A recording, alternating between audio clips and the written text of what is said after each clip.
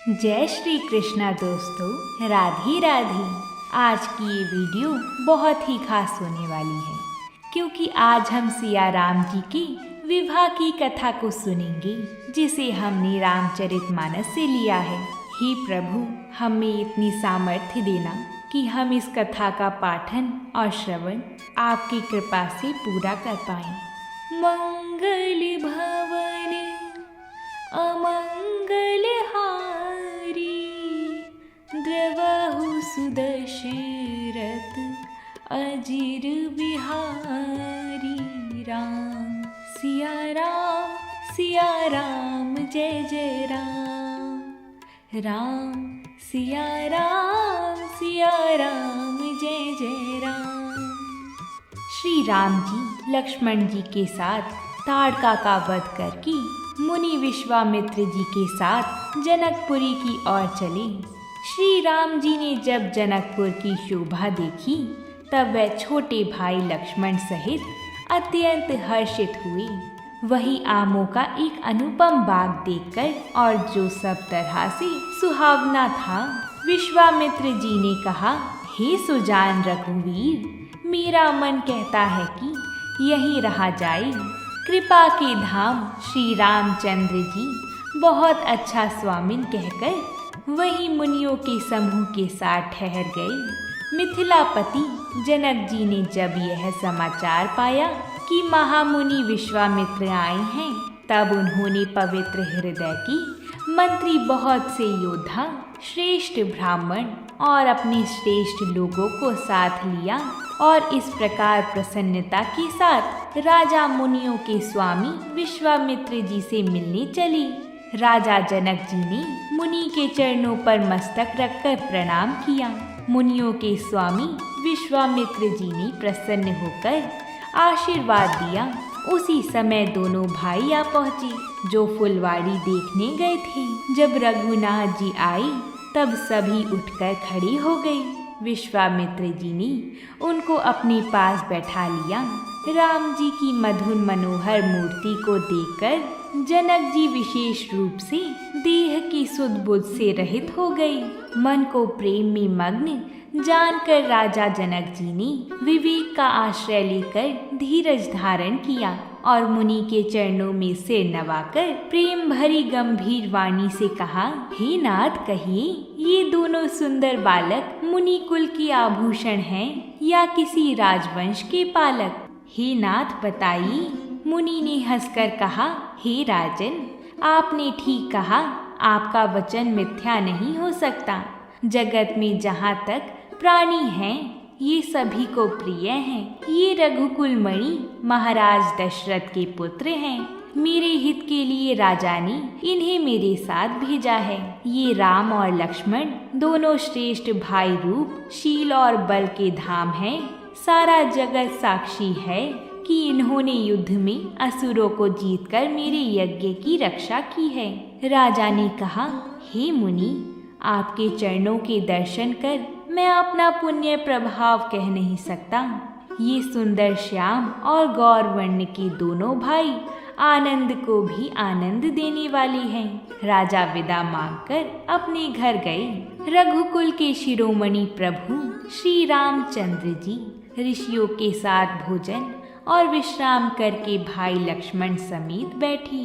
लक्ष्मण जी के हृदय में विशेष लालसा है कि जाकर जनकपुर देखावे, परंतु प्रभु श्री रामचंद्र जी का डर है और फिर मुनि से भी सकुचाते हैं। अंतर्यामी श्री रामचंद्र जी ने छोटे भाई के मन की दशा जान ली थी। वह गुरु की आज्ञा पाकर बहुत ही विनय के साथ सकुचाते हुए मुस्कुराकर बोले, हे नाथ, लक्ष्मण नगर देखना चाहती हैं। यदि आपकी आज्ञा पाऊं तो मैं इनको नगर दिखलाकर तुरंत ही वापस ले आऊं। यह सुनकर मुनीश्वर विश्वामित्र जी ने प्रेम सहित वचन कहे, हे राम, सुख के निधान दोनों भाई जाकर नगर देखाओ। दोनों भाई मुनि के चरण कमलों की वंदना करके चली। बालकों के झुंड इनकी अत्यंत शोभा देकर साथ लग गई। उनकी नेत्र और मन इनकी माधुरी पर लुभा गई। श्री रामचंद्र जी की छवि देखकर कोई एक सखी कहने लगी, यह वर जानकी के योग्य है। हे सखी, यदि कहीं राजा इन्हीं देख लें तो प्रतिज्ञा छोड़कर हठ पूर्वक इन्हीं से विवाह कर देंगे। जनकपुर के सभी वासी दोनों भाइयों को देखकर बड़े आनंदित हैं।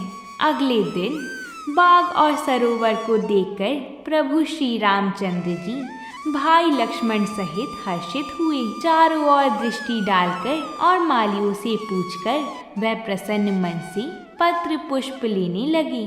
उसी समय सीता जी वहां आई। माता ने उन्हें पार्वती जी की पूजा करने के लिए भेजा था। साथ में सब सुंदरी और सयानी सखियां हैं जो मनोहर वाणी से गीत गा रही हैं। सखियां सहित सरोवर में स्नान करके सीता जी प्रसन्न मन से पार्वती जी के मंदिर में गईं। उन्होंने बड़े प्रेम से वहां पूजा की और अपने योग्य सुंदर वर को मांगा। एक सखी सीता जी का साथ छोड़कर फुलवाड़ी देखने चली गई थी। उसने जाकर दोनों भाइयों को देखा और प्रेम में विभल होकर वह सीता जी के पास आई। सखियों ने उसकी दशा देखी कि उसका शरीर पुलकित और नेत्रों में जल भरा है। सब कोमल वाणी से पूछने लगी कि अपनी प्रसन्नता का कारण बताओ। उसने कहा, दो राजकुमार बाग देखने आए हैं। किशोर अवस्था के हैं और सब प्रकार से सुंदर हैं। वह सांवले और गोरे रंग के हैं। उनके सौंदर्य को मैं कैसे बखान करूं? यह सुनकर और सीता जी के हृदय में बड़ी उत्कंठा जानकर सब सयानी सखियां प्रसन्न हुई।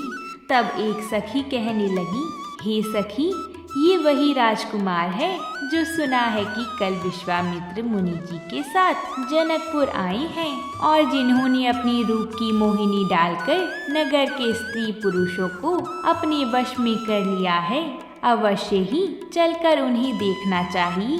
उसके वचन सीता जी को अत्यंत ही प्रिय लगी और दर्शन के लिए उनके नेत्र अकुला उठे। हाथों के कड़े, करधनी और पाजेब का शब्द सुनकर श्री रामचंद्र जी हृदय में विचार कर लक्ष्मण जी से कहते हैं, यह ध्वनि ऐसी आ रही है मानो कामदेव ने विश्व को जीतने का संकल्प करके डंके पर चोट मारी है। ऐसा कहकर श्री राम जी ने फिर कर उस ओर देखा। श्री सीता जी के मुख रूपी चंद्रमा को निहारने के लिए उनके नेत्र चकोर बन गए थे। सुंदर नेत्र स्थिर हो गई, टकटकी लग गई। सीता जी की शोभा देखकर श्री राम जी ने बड़ा सुख पाया। हृदय में वह उसकी सराहना करते हैं, किंतु सुख से वचन निकलते नहीं। पवित्र मन से अपने छोटे भाई लक्ष्मण जी से समय अनुकूल वचन बोलते हैं, हे तात, यह वही जनक जी की कन्या है जिनके लिए धनुष यज्ञ हो रहा है। रण में शत्रु जिनकी पीठ नहीं देख पाते, पराई स्त्रियां जिनके मन और दृष्टि को नहीं खींच पाती और भिखारी जिनके यहाँ से ना ही नहीं पाते, ऐसे श्रेष्ठ पुरुष संसार में थोड़े हैं। यों श्री राम जी छोटे भाई से बातें कर रहे हैं, पर मन सीता जी के रूप में लुभाया हुआ है। सीता जी चकित होकर चारों ओर देख रही हैं। मन इस बात की चिंता कर रहा है कि राजकुमार कहाँ चले गए। बाल मृगनयनी सीता जी जहाँ दृष्टि डालती हैं, वहाँ मानो श्वेत कमलों की कतार बरस जाती है। तब सखियों ने लता की ओर से सुंदर श्याम और गौर कुमार को दिखलाया। उनके रूप को देखकर नेत्र ललचा उठी। वे ऐसे प्रसन्न हुए मानो उन्होंने अपना खजाना पहचान लिया हो। श्री रघुनाथ जी की छवि देखकर नेत्र निश्चल हो गई। पलकों ने भी गिरना छोड़ दिया। अधिक स्नेह के कारण शरीर बेकाबू हो गया। फिर वो दिन भी आया जब सीता जी का स्वयंवर था। सुअवसर जानकर जनक जी ने सीता जी को बुलावा भेजा। सब चतुर और सुंदर सखियां आदर पूर्वक उन्हें लिवा चली। रूप और गुणों की खान जग जननी जानकी जी की शोभा का वर्णन नहीं हो सकता। सभी सयानी सखियां सीता जी को साथ लेकर मनोहर वाणी से गीत गाती हुई चली। सीता जी के कर कमलों में जयमाला सुशोभित है। सब राजा चकित होकर अचानक उनकी ओर देखने लगी। सीता जी चकित चित्त सी श्री राम जी को देखने लगी। तब सब राजा लोग मोह के वश हो गए। सीता जी ने मुनि के पास बैठे हुए दोनों भाइयों को देखा तो उनके नेत्र अपना खजाना पाकर ललचाकर वहीं श्री राम जी में जा लगे। परंतु गुरुजनों की लाज से तथा बहुत बड़े समाज को देखकर सीता जी सकुचा गईं। वह श्री रामचंद्र जी को हृदय में लाकर सखियों की ओर देखने लगी। तब राजा जनक जी वंदी जनों को बुलवाती हैं। राजा ने कहा, जाकर मेरा प्रण सबसे कहो। भाट ने श्रेष्ठ वचन कहा, हे पृथ्वी की पालन करने वाली सब राजा गण सुनिए। हम अपनी भुजा उठाकर जनक जी का विशाल प्रण कहते हैं। राजाओं की भुजाओं का बल चंद्रमा है, शिव जी का धनुष राहु है। वह भारी है, कठोर है, यह सबको विदित है। बड़े भारी योद्धा रावण और बाणासुर भी इस धनुष को देखकर उसे उठाना तो दूर रहा, छूने तक की हिम्मत ना हुई। उसी शिव जी के कठोर धनुष को आज इस राज समाज में जो भी तोड़ेगा, तीनों लोकों में विजय के साथ ही उसको जानकी जी बिना किसी विचार के हठपूर्वक वरण करेंगी। प्रण सुनकर सब राजा ललचा उठे। जो वीरता के अभिमानी थे वह मन में बहुत ही तमतमाई, कमर कसकर अकुलाकर उठे और अपने इष्ट देवों को सिर नवाकर चले। वह बड़े ताव से शिव जी के धनुष की ओर देखते और फिर निगाह जमाकर उसे पकड़ते हैं। करोड़ों भांति से जोर लगाते हैं पर वह उठता नहीं। जिन राजाओं के मन में कुछ विवेक है वह तो धनुष के पास ही नहीं जाते। वह मूर्ख राजा तमतमाकर धनुष को पकड़ते हैं, परंतु जब नहीं उठता तो लजाकर चले जाते हैं। राजाओं को देखकर जनक जी अकुला उठे और ऐसे वचन बोले जो मानो क्रोध में सुने हुए थे। मैंने जो प्रण ठाना था उसे सुनकर द्वीप द्वीप के अनेकों राजा आए।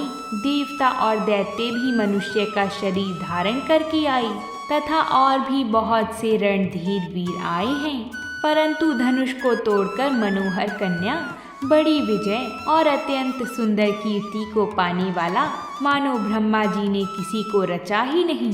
कहिए ये लाभ किसको अच्छा नहीं लगता, परंतु किसी ने भी शंकर जी का धनुष नहीं चढ़ाया। अरे भाई, चढ़ाना और तोड़ना दूर रहा, कोई तिल भर भूमि भी छुड़ा ना सका। अब कोई वीरता और अभिमानी नाराज ना हो। मैंने जान लिया पृथ्वी वीरों से खाली हो गई है। अब आशा छोड़कर अपने अपने घर जाओ। ब्रह्मा जी ने सीता का विवाह लिखा ही नहीं है। यदि प्रण छोड़ता हूँ तो पुण्य जाता है, इसलिए क्या करूँ, कन्या कुंवारी ही रही। यदि मैं जानता कि पृथ्वी वीरों से शून्य है तो प्रण करके उपहास का पात्र न बनता। जनक जी के ऐसे वचन सुनकर सभी स्त्री पुरुष जानकी जी की ओर देखकर दुखी हुए, परंतु लक्ष्मण जी तमतमा उठे। उनकी बाहें टेढ़ी हो गईं, होठ फड़कने लगी और नेत्र क्रोध से लाल हो गए। श्री रघुवीर जी के डर से कुछ कह तो सकते नहीं, पर जनक जी के वचन उन्हें बाण से लगे। श्री रामचंद्र जी के चरण कमलों में सिर नवाकर वह यथार्थ वचन बोले।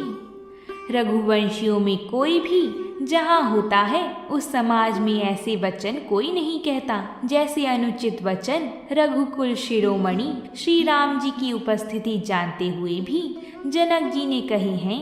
हे सूर्य कुल रूपी कमल के सूर्य, सुनिए, मैं स्वभाव से ही कहता हूँ, कुछ अभिमान करके नहीं। यदि आपकी आज्ञा पाऊँ तो मैं ब्रह्मांड को गेंद की तरह उठा लूँ और उसे कच्चे घड़े की तरह फोड़ डालूं। मैं सुमेरु पर्वत को मूली की तरह तोड़ सकता हूँ। हे भगवान, आपके प्रताप की महिमा से यह बेचारा पुराना धनुष तो कौन चीज है। ऐसा जानकर हे नाथ, आज्ञा हो तो कुछ खेल करूं, उसे भी देखिए। हे नाथ, मैं चाहूँ तो इस धनुष को तोड़ दूं। यदि ऐसा ना करूं तो प्रभु के चरणों की शपथ है, फिर मैं धनुष और तरकस को कभी हाथ में भी ना लूंगा। ज्यों ही लक्ष्मण जी क्रोध भरे वचन बोले कि पृथ्वी डगमगा उठी। श्री रामचंद्र जी ने इशारे से लक्ष्मण जी को मना किया और प्रेम सहित अपने पास बैठा लिया। विश्वामित्र जी शुभ समय जानकर अत्यंत प्रेम भरी वाणी से बोली, हे राम, उठो, शिव जी का धनुष तोड़ो और हे तात, जनक का संताप मिटाओ। गुरु के वचन सुनकर श्री राम जी ने चरणों में सिर नवाया। श्री रामचंद्र जी को प्रेम के साथ देखकर सीता जी भयभीत हृदय से व व्याकुल होकर मन ही मन मना रही हैं, हे महेश भवानी, मुझ पर प्रसन्न होइए। मैंने आपकी जो सेवा की है उसे सफल कीजिए और मुझ पर स्नेह करके धनुष के भारीपन को हर लीजिए। तब श्री राम जी ने सब लोगों की ओर देखा, फिर उन्होंने सीता जी की ओर देखा और उन्हें विशेष व्याकुल जाना। मन ही मन में उन्होंने गुरु जी को प्रणाम किया और बड़ी फुर्ती से धनुष को उठा लिया। जब उसे हाथ में लिया तब वह धनुष बिजली की तरह चमका और फिर आकाश में मंडल जैसा हो गया। उसी क्षण श्री राम जी ने धनुष को बीच से तोड़ डाला। प्रभु ने धनुष के दोनों टुकड़े पृथ्वी पर डाल दिए। यह देखकर सब लोग सुखी हुए। सारे ब्रह्मांड में जय जयकार की ध्वनि छा गई, जिसमें धनुष टूटने की ध्वनि जान ही नहीं पड़ती। तब शतानंद जी ने आज्ञा दी और सीता जी ने श्री राम जी के पास गमन किया। साथ में सुंदर चतुर सखियां मंगलचार के गीत गा रही हैं। समीप जाकर श्री राम जी की शोभा देखकर राजकुमारी सीता जी जैसे चित्र में लिखी सी हो गई हूँ। चतुर सखी ने यह दशा देखकर समझाकर कहा, सुहावनी जयमाला पहनाओ। यह सुनकर सीता जी ने दोनों हाथों में माला उठाई, पर प्रेम में विवश होने से पहनाई नहीं जाती। तब सीता जी ने श्री राम जी के गले में जयमाला पहना दी। श्री रघुनाथ जी के हृदय पर जयमाला देखकर देवता फूल बरसाने लगे। नगर और आकाश में बाजे बजने लगे। दुष्ट लोग उदास हो गए और सज्जन लोग प्रसन्न हो गए। देवता, किन्नर, मनुष्य, नाग और मुनीश्वर जय जयकार करके आशीर्वाद दे रहे हैं। सखियां कह रही हैं, सीते, स्वामी के चरण छुओ। किंतु सीता जी अत्यंत भयभीत हुए, उनके चरण नहीं छूती। गौतम जी की स्त्री अहिल्या की गति का स्मरण करके सीता जी श्री राम जी के चरणों को हाथों से स्पर्श नहीं कर रही हैं। सीता जी की अलौकिक प्रीति जानकर रघुकुल मणि श्री रामचंद्र जी मन में हंसे। तब सखियां उन्हें वहां ले गईं, जहां सीता जी की माता थी। श्री रामचंद्र जी मन में सीता जी के प्रेम का बखान करते हुए स्वाभाविक चाल से गुरु जी के पास चली गई। राजाओं के कटु और विरोध वचन सुनकर लक्ष्मण जी इधर उधर ताकते हैं, किंतु श्री रामचंद्र जी के डर से कुछ बोल नहीं सकते। उसी मौके पर शिव जी के धनुष का टूटना सुनकर भृगुकुल रूपी कमल के सूर्य परशुराम जी आई। इन्हें देखकर सब राजा सकुचा गए। गोरे शरीर पर विभूति बड़ी फब रही है, सिर पर जटा है, शांत वेश है, परंतु करनी बहुत कठोर है। परशुराम जी का भयानक वेश देखकर सब राजा भय से व्याकुल हो उठे और खड़े हुए पिता सहित अपना नाम कहकर सब दंडवत प्रणाम करने लगे। फिर जनक जी ने आकर सिर नवाया और सीता जी को बुलाकर प्रणाम करवाया। परशुराम जी ने सीता जी को आशीर्वाद दिया और उनकी सखियां उन्हें वहां से ले गईं। फिर विश्वामित्र जी आकर मिले और उन्होंने दोनों भाइयों को उनके चरण कमलों को छुवाया। विश्वामित्र जी ने कहा, ये राम और लक्ष्मण राजा दशरथ के पुत्र हैं। उनकी सुंदर जोड़ी देखकर परशुराम जी ने आशीर्वाद दिया, जिस कारण सब राजा आए थे। राजा जनक ने वह सब समाचार कह सुनाया। जनक जी के वचन सुनकर परशुराम जी ने फिरकर दूसरी ओर देखा तो धनुष के टुकड़ी पृथ्वी पर पड़े हुए दिखाई दिए। तब अत्यंत क्रोध में भरकर वह कठोर वचन बोले, मूर्ख जनक, बता धनुष किसने तोड़ा है? उसे शीघ्र दिखा, नहीं तो अरे मूढ़, आज मैं जहाँ तक तेरा राज्य है वहाँ तक की पृथ्वी पलट दूंगा। राजा को अत्यंत डर लग गया, जिसके कारण वह उत्तर नहीं देती। यह देखकर कुटिल राजा मन में बड़े प्रसन्न हुए। तब श्री रामचंद्र जी सब लोगों को भयभीत देखकर और सीता जी को डरी हुई जानकर बोले, हे नाथ, शिव जी के धनुष को तोड़ने वाला आपका कोई एक दास ही होगा। क्या आज्ञा है, मुझसे क्यों नहीं कहते।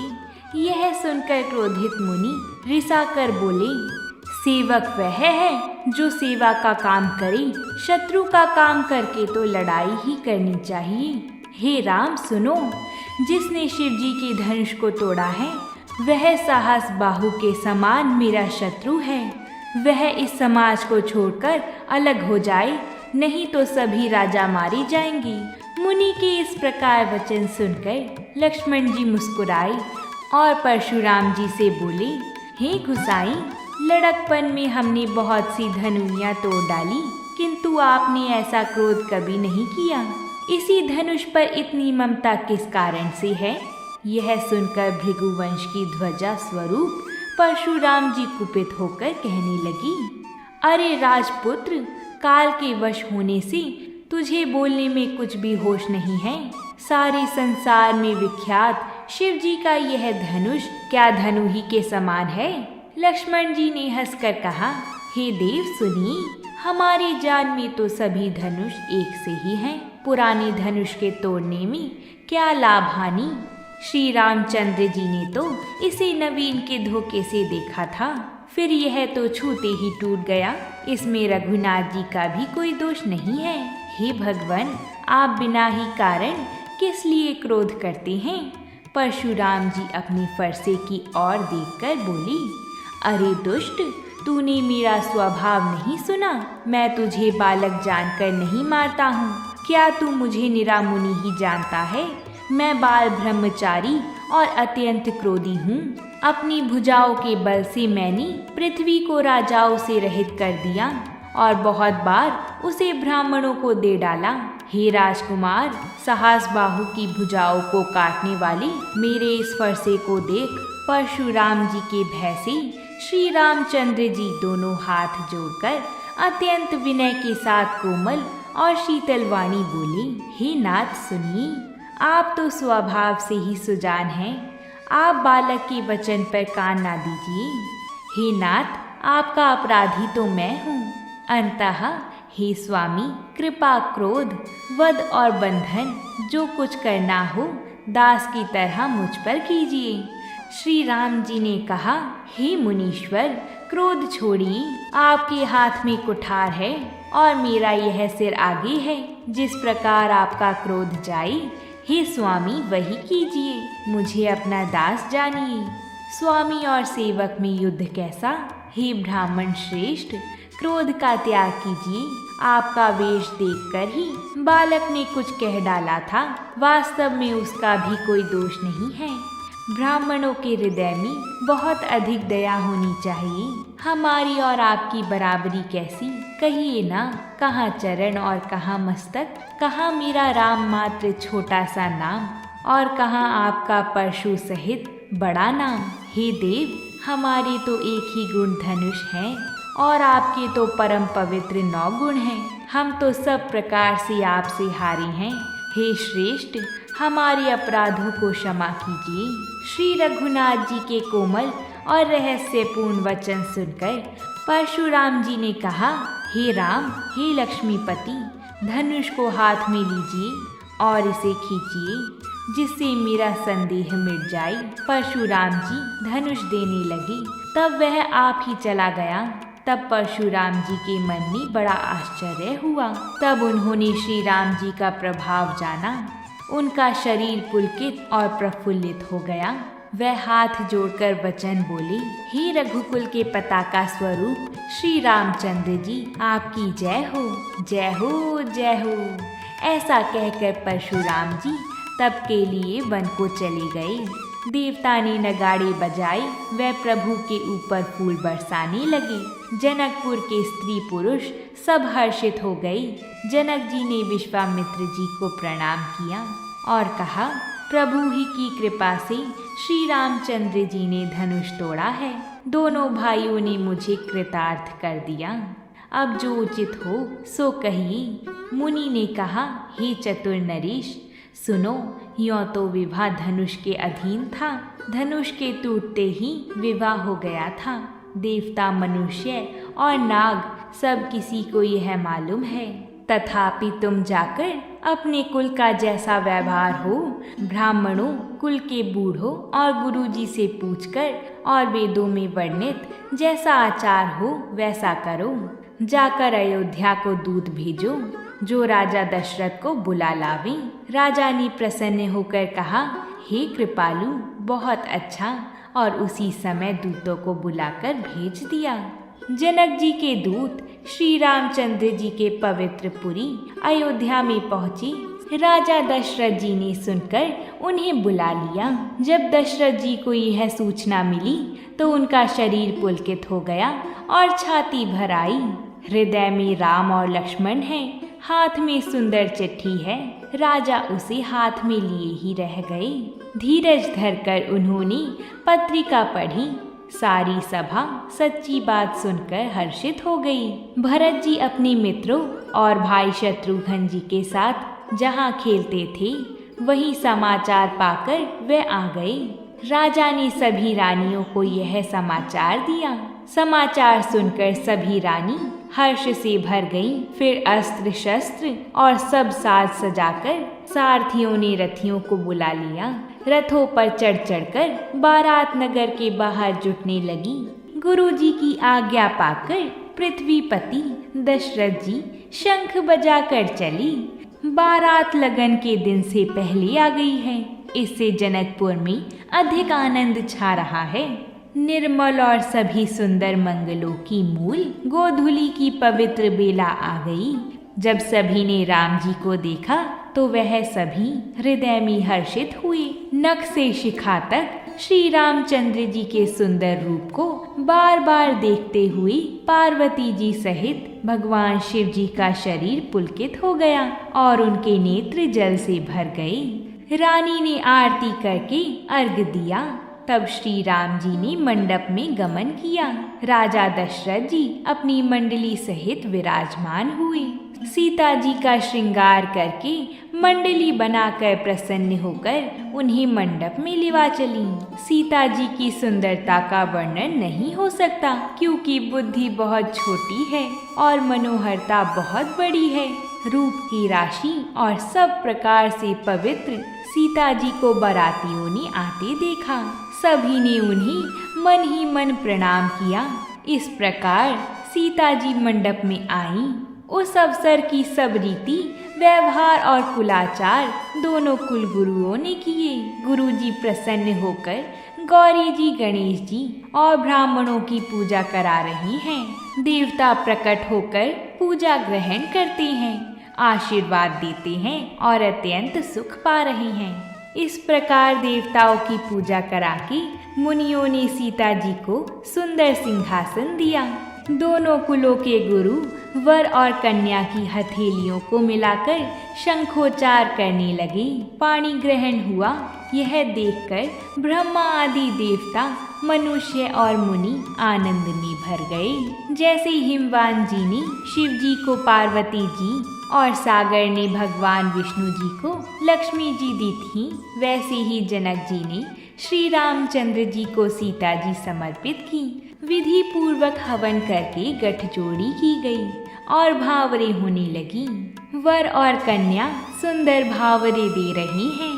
सब लोग आदर पूर्वक नेत्रों का परम लाभ ले रहे हैं। मुनियों ने आनंद पूर्वक भावरे फिरवाई और नेग सहित सब रीतियों को पूरा किया। श्री रामचंद्र जी सीता जी के सिर में सिंदूर दे रहे हैं। यह शोभा किसी प्रकार भी कहीं नहीं जाती।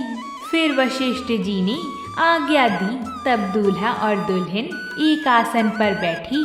तब वशिष्ठ जी की आज्ञा पाकर जनक जी ने विवाह का सामान सजाकर मांडवी जी, शूद्रकीर्ति जी और उर्मिला जी, इन तीनों राजकुमारियों को बुला लिया।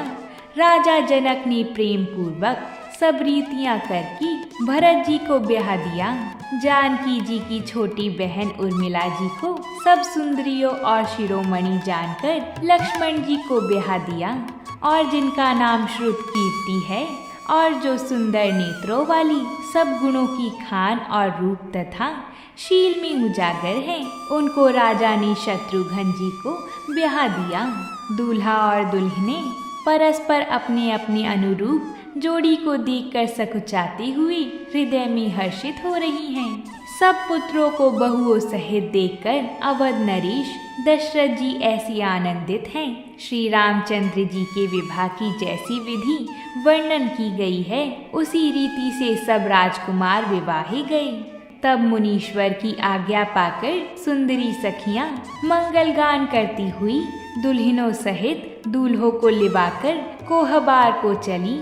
सीता जी बार बार राम जी को देखती हैं और सकुचा जाती हैं, पर उनका मन नहीं सकुचाता। श्री रामचंद्र जी का सांवला शरीर स्वभाव से ही सुंदर है। पार्वती जी श्री रामचंद्र जी को वधू को ग्रास देना सिखाती हैं और सरस्वती जी सीता जी को सिखाती हैं। रानीवास हास विलास के आनंद में मग्न है। उसके बाद वर कन्याओं को सब सुंदर सखियां जनवासी को लिवा चली। तब सभी देव जय हो जय हो जय हो कहते हुए अपनी अपनी लोक को चली। सुअवसर जानकर श्री रामचंद्र जी शील स्नेह और संकोच भरी वाणी से बोली, महाराज अयोध्यापुरी को चलना चाहते हैं। उन्होंने हमें विदा होने के लिए यहाँ भेजा है। हे माता, प्रसन्न मन से आज्ञा दीजिए और हमें अपने बालक जानकर सदा स्नेह बनाए रखिएगा। इन वचनों को सुनते ही रानीवास उदास हो गया। सासुएं प्रेमवश बोल नहीं सकती।